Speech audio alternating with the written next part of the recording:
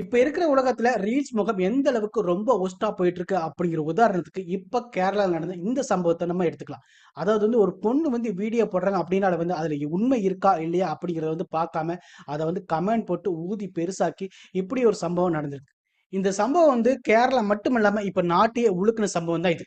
Kerala bus harassment. இந்த video பத்தி நம்ம இதுல பார்க்க போறோம். இதுல பாத்தீங்கன்னா ஒருத்தர் உயிரோடு இல்ல, ஒருத்தவங்களை அரெஸ்ட் பண்ணியிருக்காங்க. அந்த உயிரோட இல்லாத நபர் உயிரோடு இருக்கும்போது என்னெல்லாம் பேசக்கூடாது அந்த சொசைட்டி அந்த அளவுக்கு அவர் ரொம்ப மோசமா பேசி அந்த மாதிரி ஒரு முடிவெடுக்க வச்சதே அந்த சொசைட்டியும் அந்த பொண்ணு மட்டும்தான். இந்த தீபக் அப்படிங்கிற நபருக்கு 42 வயசாவது. கேரளா கோழிக்கூட சேர்ந்தவர். அவங்க ஒரு பிரைவேட் செக்டர்ல தான் வேலை பார்க்கவும் செய்யறாரு. இவர் இந்த கேரளாவோட கோழிக்கூடு இருக்குல்ல, அதுதான் அவரோட பூர்வீகம் கூட. இவர் ஒரு டெக்ஸ்டைல் ஃபார்ம்ல ஒர்க் பண்ணிட்டு இருக்காங்க. ஆள் பார்க்க நல்ல டீசெண்டா தான் இருக்காரு. கடந்த 16ஆம் தேதி இந்த கண்ணூருக்கு பஸ்ல போயிருக்காரு வேலை நிமித்தமா. அந்த பஸ்ல கொஞ்சம் கூட்டமா இருக்கவும் செய்து அந்த பொண்ணை பத்தி சொல்லணும் அப்படின்னு பார்த்தோம்னா, இவங்களோட சோசியல் மீடியா ப்ரொஃபைல் பேஸ் பண்ணி நான் சொல்றேன். இவங்க தன்னை ஒரு கன்சல்டிங் சைக்காலஜிஸ்டாவும் காமர்ஸ் லெக்சரராகவும் ஐடென்டிஃபை பண்றாங்க. நல்லா படிச்ச பொண்ணு மாதிரி தான் தெரியுது. அப்படி அவங்க டிராவல் பண்ணிட்டே இருக்கும்போது தான் அந்த பொண்ணு ஒரு செல்ஃபியே எடுக்கிறாங்க. அந்த செல்ஃபியோட பின்னணி என்னங்கிறத அதுக்கான விளக்கமும் அந்த பொண்ணு அந்த வீடியோவை ஷேர் பண்ணி கொடுக்குறாங்க. அந்த பொண்ணு என்ன போட்டிருக்காங்க அப்படின்னு பார்த்தோம்னா, செக்ஸுவல் ஹராஸ்மெண்ட் அப்படிங்கிற ஹேஷ்டாகோட செக்ஸுவல் பவுண்டரி வயலேஷன் அப்படிங்கிற ஒரு கேப்ஷனையும் போட்டிருக்காங்க. அப்படின்னா என்னன்னா, அத்துமீறி பாலியல் தொல்லை கொடுக்குறாரு அப்படிங்கிற மாதிரி தான் அதை மென்ஷன் பண்ணிருக்கவும் செஞ்சிருக்காங்க. இந்த சிப்ஜிதா எதுக்காக வீடியோவை ரெக்கார்ட் பண்றாங்கன்னு பார்த்தோம்னா, அந்த தீபக் இருக்கார்ல, அவரோட எல்போ அவங்களோட உடல்ல படுது அப்படின்னு சொல்லி செக்ஸுவல் பவுண்டரி வயலேஷன் அப்படிங்கிற மாதிரி கிளைம் பண்ணவும் செய்யறாங்க. வீடியோவை அவங்க ஷேர் பண்ண ஆரம்பிச்சதுக்கு அப்புறமா எல்லாருமே அந்த பொண்ணை பாராட்டவும் செஞ்சாங்க.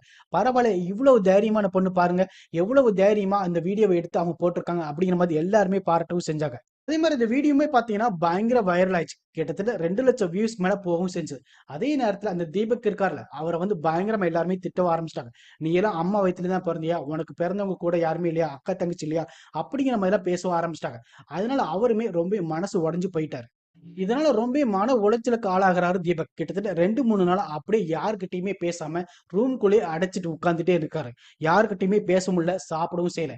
அதனால வாழ்க்கையை வெறுத்து போய் என்ன பண்ணிட்டாருன்னா, ரூம்குள்ள போனவர் கதவை சாத்தினவர் தான். அதுக்கப்புறம் என்ன நடந்ததுன்னா, அவங்க அம்மா நம்ம பையன் ரொம்ப நாளா உள்ளவே இருக்கான், சாப்பிட மாட்டேங்கிறான், தண்ணி கூட குடிக்க மாட்டேங்கான், வெளியே 4 பேரை பார்க்கவே மாட்டேங்கான், என்ன ஆச்சு அப்படின்னு சொல்லி கதவை திறக்கவும் செய்றாங்க.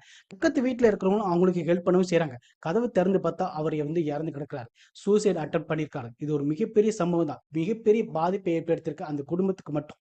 அவங்களோட அம்மா தரப்புல இருந்து என்ன சொல்றாங்கன்னா, என்னோட பையனை ரொம்ப டார்ச்சர் பண்ணி இந்த அளவுக்கு ரொம்ப கொடுமையான விஷயம் பண்ண வச்சிருக்காங்க அப்படிங்கிற மாதிரி தான் அவங்க தரப்புல இருந்து சொல்லவும் செய்றாங்க. அவங்க சைட்ல இருந்து என்ன கேட்கறாங்கன்னா, அந்த வீடியோல அப்படி என்னதான் இருந்துச்சு, ஒரு விஷயம் தப்புனா அதை வீடியோ எடுத்து போட்டு அதை பத்தி பேசினா பரவாயில்ல, அங்க என்ன நடந்ததுன்னு தெரியாம, அந்த பையனை பத்தி தெரியாம, பொண்ணை பத்தி தெரியாம ரொம்ப கீழ்த்தரமா பேசி என்னோட மகனோட உயிரே போயிடுச்சு, இப்ப எங்க குடும்பத்துக்கு யார் இருக்கா அப்படின்னு அவங்க கேள்வியும் கேட்கறாங்க. இந்த வீடியோ எடுக்கும்போது பாத்தீங்கன்னா, அந்த பொண்ணு சிரிச்சுக்கிட்டே வீடியோ எடுக்கவும் செய்றாங்க. அதே நேரத்துல பாத்தீங்கன்னா, ரீல்ஸுக்காக தான் அந்த வீடியோ எடுத்த மாதிரியே தெரியவும் செய்யுது. இப்ப பஸ்லயே நம்ம போகும்போது பிரேக் போடுறாங்கன்னா, தெரியாம விழுறது வேற, தெரிஞ்சு விழுறது வேற. இவர் தெரியாம லைட்டா டச் ஆகுற மாதிரி தான் இருக்கவும் செய்யுது. இப்ப ஒருத்தர் இறந்துட்டாரு, இன்னொருத்தர் அரெஸ்ட் பண்ற அளவுக்கு போயிட்டாங்க. இப்ப பாத்தீங்கன்னா, ஜஸ்டிஸ் ஃபார் தீபக் அப்படிங்கிற ஹேஷ்டேக் போடுற மாதிரி போயிட்டு இருக்கு. இதே நேரத்துல சிப்ஜிதா என்ன பண்ணிருக்கலாம்னா, அவர் செக்ஸுவல் ஹராஸ்மெண்ட் கொடுக்குறாரு அப்படிங்கிற சமயத்துல ஒண்ணு பக்கத்துல உள்ளவங்க கூட்டு பேசியிருக்கலாம். இல்லைன்னா டிரைவரை கூப்பிட்டுருக்கலாம், கண்டக்டர் கூப்பிட்டுருக்கலாம், இல்லைன்னா பக்கத்துல உள்ள போலீஸ் ஸ்டேஷனுக்கு கூப்பிட்டுருக்கலாம். அவங்க வீடியோ எடுத்து ரீல்ஸ் மூலமா அவங்க எல்லாருக்குமே தெரியவும் படுத்திருக்காங்க. இது முழுக்க முழுக்க பாத்தீங்கன்னா, அவங்க ரீல்ஸுக்காக தான் அந்த மாதிரி வீடியோவை எடுத்துக்கிற மாதிரி தான் தெரியும் செய்யுது. இத பத்தி நீங்க என்ன நினைக்கிறீங்கிறது கமெண்ட் பாக்ஸ்ல கமெண்ட் பண்ணுங்க.